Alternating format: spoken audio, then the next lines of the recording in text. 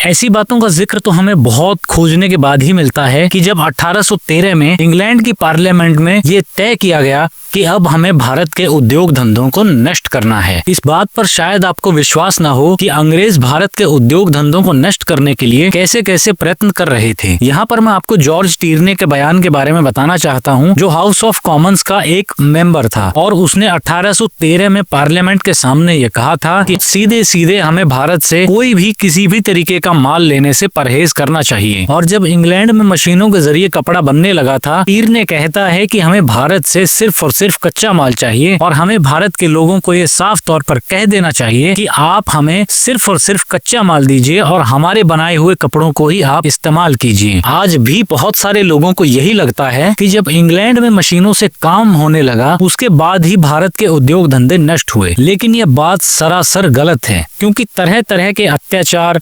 यातनाएं, बहिष्कार और राजनीतिक हथकंडों के बाद ही भारत के उद्योग धंधों को नष्ट किया जा सका था। अंग्रेज भारत के व्यापार और बाजार पर सीधा सीधा कब्जा करना चाहते थे और हमें पुस्तकों में ये पढ़ाया गया कि इंडस्ट्रियल रेवोल्यूशन की वजह से भारत पिछड़ गया। आप अंग्रेजों की कितनी दुष्टता और चालाकी देखिए कि आज भी भारत के पढ़े लिखे लोग इसी बात को मानने में लगे हुए हैं कि भारत के उद्योग धंधे सिर्फ इसीलिए नष्ट हुए कि यहाँ पर मशीनों की कमी थी, लेकिन ऐसा बिल्कुल भी नहीं था। इसी तरीके की बातें आपको ब्रिटिश पार्लियामेंट के एक मेंबर विलियम डिग्बी की पुस्तक प्रॉस्पेरस ब्रिटिश इंडिया में देखने को मिल सकती है।